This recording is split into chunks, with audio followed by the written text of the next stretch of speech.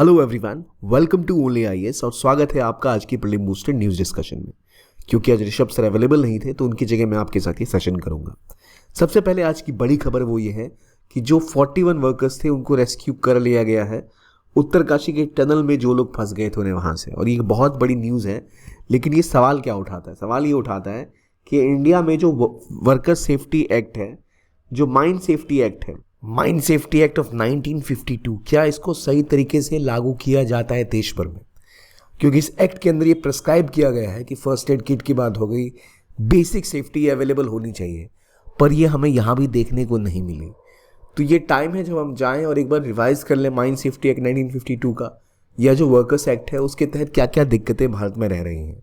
अब आते हैं पहले इस मिशन के ऊपर जिसने सक्सेसफुली जो 41 वर्कर्स फंसे थे कहाँ, सिलकेरा टनल में, उनको वहाँ से निकाला। अब इसको निकालने के लिए एक विशेष तकनीक का इस्तेमाल किया गया था जिसे कहते हैं रैट होल माइनिंग। अब रैट होल माइनिंग क्या है?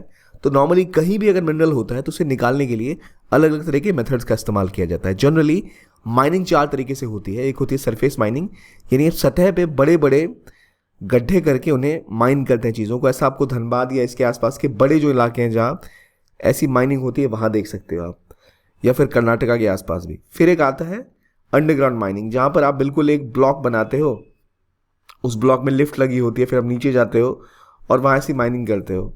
एक इन सिटू माइनिंग होती है जो अगेन बिल्कुल टनल की तरह काम करती है।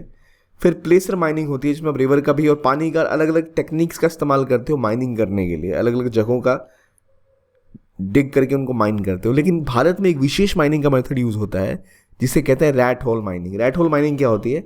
जैसे नाम से क्लियर है, चूहे की होल की तरह, एक बिल की तरह एक छोटा सा होल बनाया जाता है पहाड़ों में, जिसमें मुश्किल से 1 या 2 आदमी किसी तरह घुसकर अंदर जाकर वहाँ पे जो भी मिनरल है, चाहे वो कोल है या गोल्ड है, उसको डिग करके अपनी पीठ पे लाद के वापस लेके बाहर आ जाते हैं।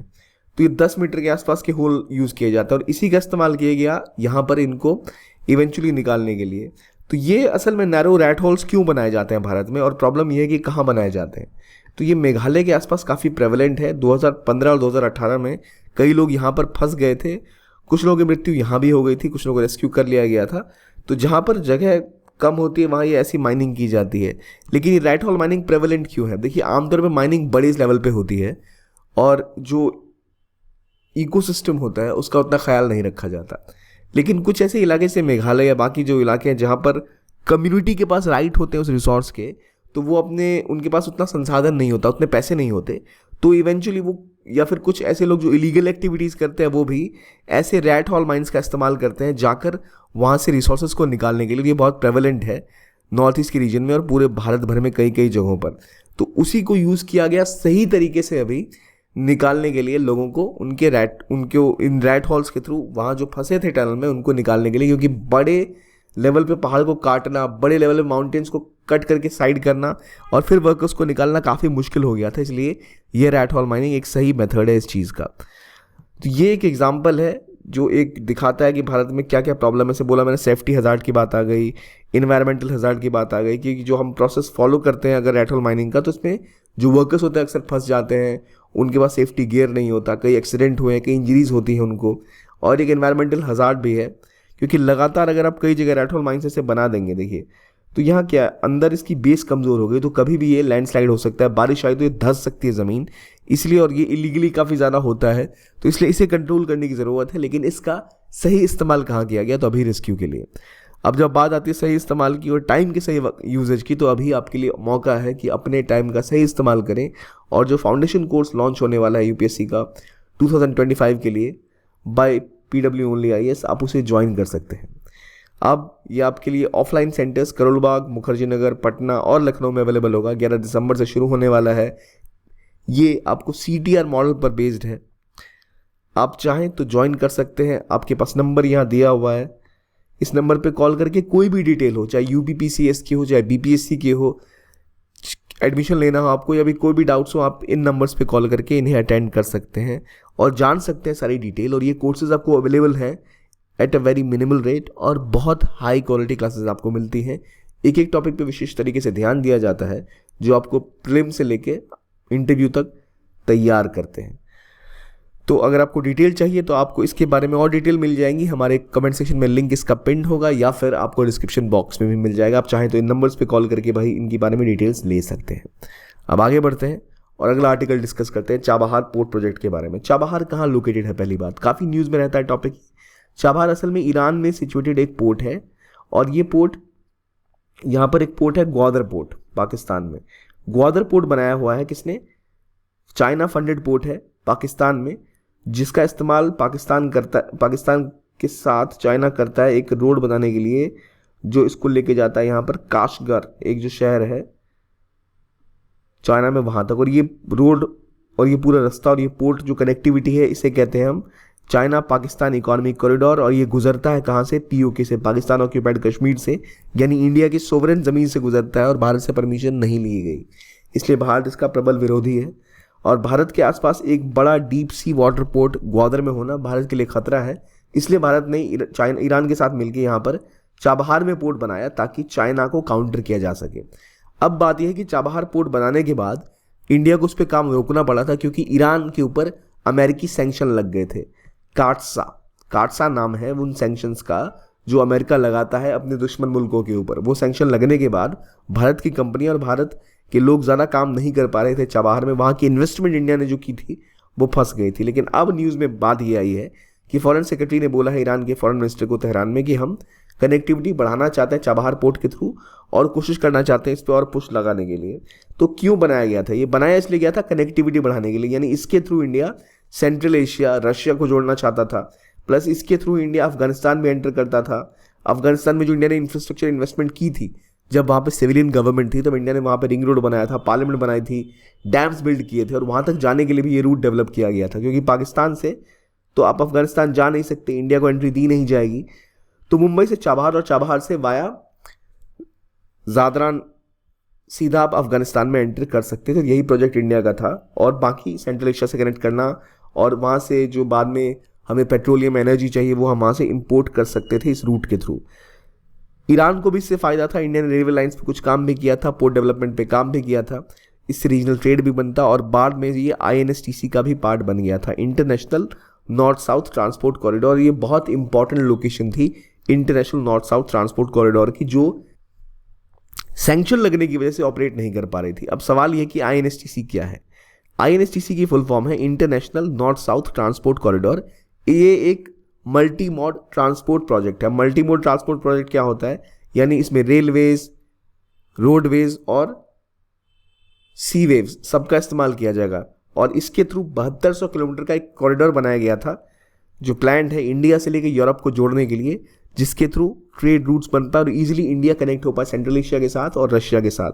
अगर ये पूरा होता है तो इंडिया के लिए पूरा मार्केट ओपन हो जाएगा। देखिए आमतौर पे अगर आपको मुंबई से रशिया जाना है यानी यूरोप जाना है तो आप क्या रास्ता लेंगे, एक ही रास्ता बचता है, अरेबियन सी से होते हुए आप स्वेज कनाल को पार करके मेडिटेरेनियन सी से नॉर्थ सी जाएंगे। ये रहा मेडिटेरेनियन सी, यहाँ से आप नॉर्थ सी होते हुए बाल्टिक सी के आसपास यहाँ रशिया में एंटर करेंगे। अब इस रीजन को आप देखो तो यहाँ बहुत लंबा रास्ता है ये, प्लस स्वेज कनाल जाओगे लंबे, ये आपको पूरे रूट को कवर करना पड़ेगा। तो उससे बचने का एक तरीका था क्यों ना जो लैंड रूट है उसका इस्तेमाल किया जाए, कैस्पियन सी होते हुए आप चले जाओ। तो ये नया रूट था। ईरान का पोर्ट है यहाँ बंदर अब्बास, तो यहाँ एक और बंदर अब्बास के पास यहाँ चाबहार पोर्ट डेवलप किया गया, ये भी और करीब है मुंबई के। तो इस रूट के थ्रू नया रूट बनाया गया, प्लान्ड है कि ये यहाँ से रशिया तक जाएगा। इससे इंडिया इस पूरे रीजन के साथ कनेक्ट हो पाएगा और ये रीजन एक्सटेंसिवली इंडिया के साथ ट्रेड भी कर पाएगा।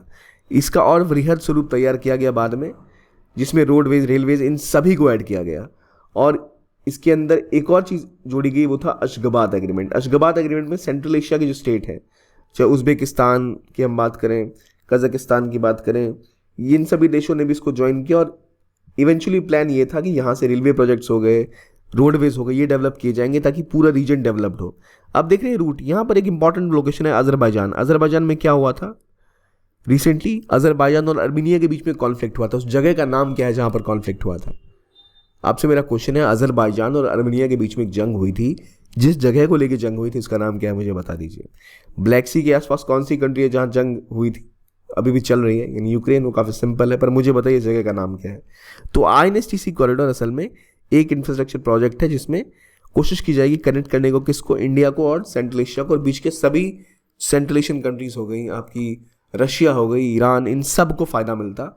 लेकिन इसके लिए इंडिया का जो कहते हैं लिंचपिन, वो जगह जहाँ से चीज़ें पुश की जाती ट्रेड के लिए, वो थी चाबहार पोर्ट। लेकिन चाबहार पोर्ट खुद ठंडे बस्ते में चला गया क्योंकि ईरान पे सैंक्शन लग गए और इंडिया के जो डेवलपर करना चाहता था पोर्ट को, वो कर नहीं पा रहा। और इसीलिए इंडिया अपना टाइम घटाना चाहता था सेंट्रल एशिया तक जाने के लिए, और एक नया लिंक अफगानिस्तान के लिए, और पाकिस्तान के ग्वादर पोर्ट के खिलाफ एक और ऑप्शन, तो वो था चाबहार पोर्ट, जहाँ इंडिया के कुछ जो प्रोजेक्ट्स थे वो भी इवेंचुअली ईरान ने क्या किए थे, चाइना को दे दिए थे, क्योंकि भारत इन्वेस्टमेंट कर ही नहीं पा रहा था, चीज़ें बहुत स्लो हो रही थी। 2008 से ऑलमोस्ट ये काम शुरू है, और असल में ये पोर्ट शुरू कब हुआ था, 1983 से ये पोर्ट बनना शुरू हो चुका था। इसके अलग अलग कंपोनेंट्स डेवलप किए गए, और आई थिंक 2021 तक इसे पूरा होना था, फिर 2023 तक कंप्लीट हो जाना था, जो बार बार डिले होता जा रहा है। तो इसलिए यहाँ पे चाइना को उन्होंने इन्वॉल्व किया। इसलिए एक इंपॉर्टेंट पॉइंट कहते हैं अक्सर कि in terms of infrastructure China क्या करता है, टाइम पे चीज़ें कंप्लीट करता है। इंडिया को कहा जाता है India over promises and under delivers, यानी हम अपनी फॉरेन पॉलिसी में अक्सर क्या करते हैं, वादे ज़्यादा कर देते हैं, और जब डिलीवरी की बारी आती है तो हम ठीक से डिलीवर नहीं कर पाते। और इसीलिए कहते हैं इंडिया का डिलीवरी डेफिसिट। जब तक हम इंफ्रास्ट्रक्चर और जो ओवरसीज प्रोजेक्ट है उनमें हम अपना डिलीवरी डेफिसिट दूर नहीं करेंगे, तब तक हमारी स्ट्रेंथ उतनी डेवलप नहीं होगी दुनिया भर के सामने। तो ये बातें हो गई क्या चाबहार पोर्ट की, इसका रोल क्या है, to join, to connect Central Asia, to provide an alternative Suez Canal, alternative to Gwadar port, and also to add up Central Asia, Russia, Iran and provide a new market and new access for energy security। India की पूरी हो सकती है यहाँ से। Energy security के अलावा और क्या क्या हो सकता है, कनेक्टिविटी बढ़ेगी, ट्रेड बढ़ेगा, इंडिया को स्ट्रेटेजिक एडवांटेज मिलेगा, ग्वादर का एक बाईपास मिल जाएगा, सुएज कनाल का एक बाईपास मिल जाएगा, इंडिया की डिपेंडेंस कम हो जाएगी सुएज कनाल के ऊपर, और लगातार एक नया लैंड रूट डेवलप होगा।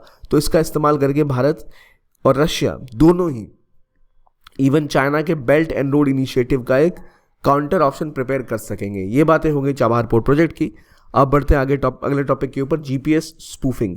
अब डीजीसीए जो है, Director General of Civil Aviation, इन्होंने कहा है कि ऐसा देखा गया है कि एक नई तकनीक डेवलप हो रही है, एक नई टेक्नोलॉजी डेवलप हो रही है, जिसके तहत जो कोई प्लेन उड़ता है ना, तो वो सिग्नल को फॉलो करता है, उसको नेविगेशन सैटेलाइट के थ्रू बताया जाता है कि भाई ये आपका रास्ता है, यहाँ से आपको आना है। लेकिन अब ये देखा गया है कि एक नई प्रॉब्लम खड़ी हो रही है कि जब एयरक्राफ्ट कहीं से कहीं उड़ रहे होते हैं, तब उसके सिग्नल को जैम करके उसको कोई और रूट पर दिखाया जा सकता है कि आपका शिप यहाँ पर है, क्योंकि भाई रोड तो है नहीं कि वो देखेंगे कहाँ जा रहा है रोड, वो हवा के अंदर है, और 1 इंच 1 सेंटीमीटर की मूवमेंट भी अगर फ्लाइट पाथ से गलत हो जाए तो फ्लाइट क्रैश हो सकती है, उसके साथ कुछ भी हो सकता है। तो जीपीएस स्पूफिंग एक ऐसी तकनीक है जिसके तहत इस डिवाइस के जीपीएस को आप हैक करके उसकी जगह उसको कोई और लोकेशन दिखाओ, इसकी ओरिजिनल लोकेशन छोड़ के।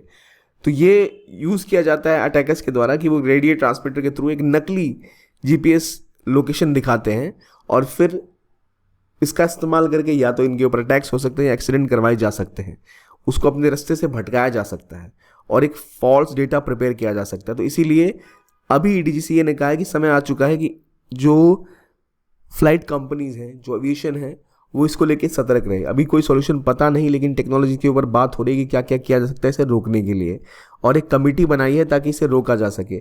तो जीपीएस स्पूफिंग का मतलब क्या होता है, पहली चीज़ ये समझ लीजिए। अभी तो कुछ हुआ नहीं है काम, जब होगा तो हम आपके बारे में और हम उसके बारे में और डिटेल में बात करेंगे, लेकिन ये इंटरफेरेंस को एनालाइज करके देखना पड़ेगा क्या क्या खतरा है, क्योंकि अगर ऐसा हो पाए सक्सेसफुली तो बड़े बड़े प्लेन्स को क्रैश किया जा सकता है, क्योंकि आप उसका रूट ही गड़बड़ कर दोगे। इसके लिए एक चीज़ जो न्यूज़ में है वो आपको पता होनी चाहिए, गगन। गगन क्या था भाई? गगन असल में इंडियन गवर्नमेंट का एक नेविगेशन सिस्टम था जो कि इसरो ने डेवलप किया था एयरपोर्ट अथॉरिटी ऑफ इंडिया के साथ मिलकर। गगन की फुल फॉर्म है GPS aided geo augmented navigation. तो नाम से क्लियर है, जो नेविगेशन होता है एयरक्राफ्ट्स का, कैसे वो लैंड करेंगे, कैसे उड़ान भरेंगे, इसको ध्यान में रखते हुए भारत का खुद का ये टेक्नोलॉजी जो इंडिया ने डेवलप की। अब इसकी खास बात यह है कि इसमें इंडियन जो फ्लाइट्स हैं, जो प्लेन्स हैं, वो आराम से एक्यूरेसी के साथ लैंड कर सकते हैं, टेक ऑफ कर सकते हैं, डिटेल में उनको मैनेज किया जा सकता है। जो इस रीजन की सारी सैटेलाइट सिस्टम है उनमें one of the top most satellite system माना जाता है इसको। और ये बाकी दुनिया के जो global satellite based augmentation systems हैं, सैटेलाइट बेस्ड ऑगमेंटेशन सेंटर का मतलब होता है कि बाहर बहुत सारी जो हमारी सैटेलाइट्स रहती है अंतरिक्ष में, ये ऑगमेंट करती है लोकेशन कहाँ है, कहाँ उड़ान भरना है, कौन सा इलाका क्लियर है, क्या टाइम रहेगा, क्या डायरेक्शन होगी, विंड और मौसम का क्या हाल है, ये सब कुछ आप ऑलमोस्ट डायरेक्टली ना सही इनडायरेक्टली आप प्रेडिक्ट कर सकते हो। तो इन सब को देखते हुए नेविगेशन सिस्टम बनाया गया एयरक्राफ्ट को और ज़्यादा इजीली नेविगेट करने के लिए, जो इंडिया का खुद का है। और ये पहले ही ऐसे सिस्टम है जिसको ऐसा सर्टिफिकेशन मिला है कि ये वर्टिकल गाइडेंस ऑपरेट भी कर सकता है। एक तो हॉरिजॉन्टल होता है नहीं यहाँ से यहाँ, वर्टिकल मतलब जो सीधा ऊपर आयनोस्फेरिक रीजन होता है हमारे एटमॉस्फेयर में, उस रीजन के आसपास भी, जो इक्वेटर के आसपास का जो रीजन है, वहाँ भी ये वर्टिकल गाइडेंस प्रोवाइड कर सकते हैं, कैसे आपको किस डायरेक्शन में उड़ना है, क्या वर्टिकल सिस्टम लिमिट रह सकती है। इस रीजन में किसी को भी तक ये नहीं एक्सपर्टीज प्राप्त थी जो गगन के बाद इंडिया को प्राप्त है। तो ये बहुत इंपॉर्टेंट है जो सिस्टम डेवलप किया गया था। ये दुनिया की तीसरी कंट्री इंडिया को बनाता है जिसके पास प्रिसिशन अप्रोच कैपेबिलिटीज़ हैं, यानी बिल्कुल आप डॉट बता सकते हो फ्लाइट कहाँ ऑपरेट कर रही है, किस तरह से करना चाहिए। इसका फ़ायदा बाकी सेक्टर्स को भी हो सकता है, telecom industry, security agencies, serving agencies को, क्योंकि आपके पास एक्सपर्टीज़ है पता करने में गाइडेंस ऑफ सिस्टम के बारे में, जो बहुत यूजफुल है बाकी सेक्टर्स के लिए भी। अगले आर्टिकल्स पे आते हैं जो बात करता है global action on critical mineral outreach programme. अब क्रिटिकल मिनरल्स क्या होते हैं? देखिए, कोई भी टेक्नोलॉजी या कोई भी जब आप मशीन बिल्ड करते हैं या कोई भी आप उत्पादन करते हैं, उसमें कुछ बहुत बेसिक मिनरल्स होते हैं जो बहुत ज़रूरी होते हैं, उनके बिना वो काम नहीं हो सकता, लेकिन वो काफ़ी कम मात्रा में उपलब्ध होते हैं। स्पेसिफिकली जैसे कोबाल्ट की बात कर लेंगे, अगर आप ईवी रेवोल्यूशन आप देख रहे हैं इलेक्ट्रॉनिक व्हीकल्स का, हर जगह आप चाहते हैं इलेक्ट्रॉनिक स्कूटर्स, बाइक्स, कार्स, लेकिन उन सब की बैटरी में आपको कोबाल्ट चाहिए, लिथियम बैटरीज चाहिए। वो अगर आपके पास नहीं है तो फिर आप उसका डेवलपमेंट नहीं कर सकते। लेकिन ऐसे क्रिटिकल मिनरल्स के साथ खास बात यह है कि बहुत ज़्यादा लिमिटेड मात्रा में उपलब्ध होते हैं और वो किसी एक रीजन में ही रहते हैं। जैसे कॉन्गो की बात कर लें, मोस्टली वहाँ पर आपको मिल जाएगा, या फिर बोलिविया पेरू का जो ट्राइंगल है, लिथियम ट्राइंगल कहते हैं उसको, वहाँ पर मिलेगा। यानी साउथ ईस्ट एशिया और अफ्रीका के रीजन में ही आपको ऐसी लिथियम या कोबाल्ट जैसी चीज़ें मिलती हैं माइनिंग करने पर ज़्यादा मात्रा में। इंडिया में भी है पर वहाँ पुश नहीं किया गया। तो जैसे भविष्य में ग्लोबल इकॉनमी शिफ्ट कर रही है, वहाँ पर बहुत बड़ा इकोनॉमिक रोल है। और जब जिस देश के पास इसकी सिक्योरिटी नहीं होगी कि उनके पास अपने खुद के क्रिटिकल मिनरल्स का सोर्स नहीं होगा, तब तक वो अपने आप को स्ट्रांग नहीं महसूस कर पाएंगे। इसलिए इंडियन गवर्नमेंट लगातार पुश कर रही है कि चाइना और बाकी देशों पे डिपेंडेंस कम हो और भारत खुद के भी क्रिटिकल मिनरल्स के ऊपर काम करे। इसलिए जो मिनिस्ट्री ऑफ माइंस है उसने पूरा प्रोग्राम बनाया था। लेकिन सवाल ऐसा आ सकता है that how is Indian government working to ensure security over critical minerals. तो इसके ऊपर जो इंडिया के स्टेप्स हैं वो आपको पता होने चाहिए, इंडिया क्या क्या ले रहा है। पहले इसकी सिग्निफिकेंस क्या है ये आपको पता होनी चाहिए कि मान लो क्लाइमेट चेंज की बात कर ले, हम कहते हैं जीरो इमिशन। जीरो इमिशन कैसे होगा? आपके पास जीरो इमिशंस के लिए जो टेक्नोलॉजीज चाहिए, आपको जो इंफ्रास्ट्रक्चर बिल्ड करना है, उसके लिए आपको नई टेक्नोलॉजी डेवलप करनी है, रिन्यूएबल एनर्जीज की। सोलर पैनल्स का काम कर लो, आप विंड एनर्जी के ऊपर बात कर लो। तो इन सब के लिए टेलीकम्युनिकेशन की बात कर लो, इसको और ज़रा आप जो स्ट्रेस फ्री है बनाना चाहते हो ताकि कोई लॉस ना हो, कोई वेस्ट उत्पन्न ना हो। इसके लिए जो आपको बेसिक रिक्वायरमेंट है वो मिनरल्स जो आपके पास खुद के हो ताकि आप उन पर और रिसर्च कर पाओ। लेकिन इनकी अवेलेबिलिटी इंडिया में नहीं है, आपको और बेहतर एक्सट्रैक्शन की ज़रूरत है, इनको निकालने की ज़रूरत है जहाँ ये उपलब्ध है। तो इसी को लेकर गवर्नमेंट ने अलग अलग कुछ मेजर स्टेप्स भी लिए थे। क्या स्टेप्स लिए थे?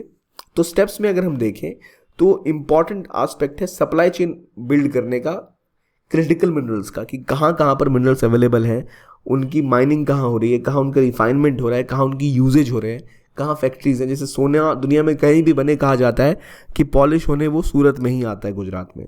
तो सप्लाई चेन का मतलब हो गया, मान लो कहीं भी आपको कोबाल्ट मिला, कोबाल्ट मान लो आपने कॉन्गो में निकाला, उसकी माइनिंग वहाँ पर हुई, उसका प्रोसेसिंग मान लो इजिप्ट में हुआ, फिर उसकी जो ईवी की फैक्ट्री है वो इंडिया में है, तो फिर वो इंडिया में आई और फिर वो कार बन के टेस्ला की बिकने गई यूएसए या यूके।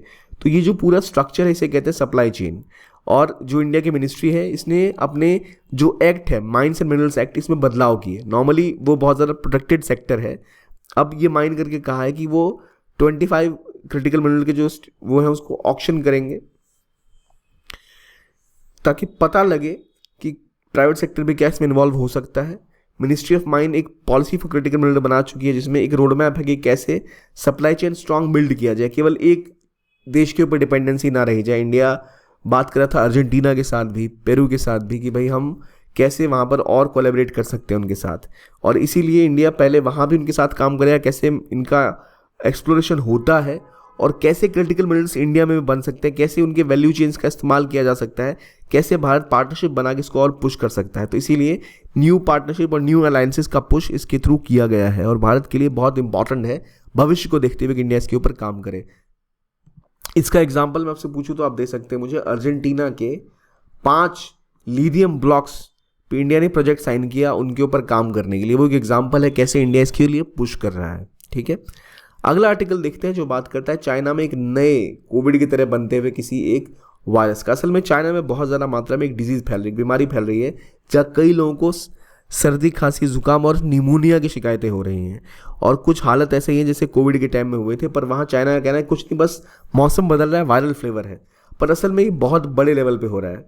और उनका ऐसा कहना है कि भाई ये एक माइक्रोप्लाज्मा निमोनिया और कुछ नहीं है। लेकिन ये अभी क्यों फैला इसका पता नहीं, बच्चों में ज़्यादा मात्रा में फैला है, वहाँ पे हॉस्पिटल्स भरे पड़े हैं और इसे वॉकिंग निमोनिया भी कहते हैं। कहा जाता है बैक्टीरियल इन्फेक्शन की वजह से भी होता है। चाइनीज़ अथॉरिटीज़ का कहना है कि भाई ये बस नॉर्मल सी जुकाम है, निमोनिया है, ऐसा सार्स जैसा कुछ नहीं है। सार्स अगेन चाइना में पाया गया था पहले। इसी तरह से अगर आप देखो तो कोविड वो भी चाइना से शुरू हुआ। चाइना बताता नहीं है कि वहाँ क्या चल रहा है, इसलिए WHO ने चाइना से एक रिपोर्ट मांगी है कि भाई आप पूरा रिपोर्ट दो कि कैसे ये निमोनिया टाइप रिस्पिरेटरी डिजीज इतनी बड़ी मात्रा में फैली है और इतने बच्चों को प्रभावित कर रही है। तो निमोनिया असल में क्या है भाई, निमोनिया तो नॉर्मली रिस्पिरेशन का इन्फेक्शन है जो हमारे लंग्स को इफेक्ट करता है। तो ये वायरस बैक्टीरिया फंगाई से फैलता है, जिसमें आपको स्ट्रेप्टोकोकस निमोनिया हो गया, माइकोप्लाज्मा निमोनिया हो गया, या फिर हेमीफिलियस इन्फ्लुएंजा टाइप बी हो गया। और नॉर्मली एक वायरस भी होता है रेस्पिरेटरी सिंटिकल वायरस, इसकी वजह से ये फैल जाता है। लेकिन अभी जो दिक्कत है वो ये है कि जो माइक्रोप्लाज्मा निमोनिया ये असल में है क्या, ये बहुत ज़्यादा वायरल है, बच्चों को प्रभावित करता है और चाइना ने कोई डेटा नहीं दिया इसके बारे में। ये हमें मौका देता है क्वेश्चन करने का कि WHO अथॉरिटी क्या कर रही है।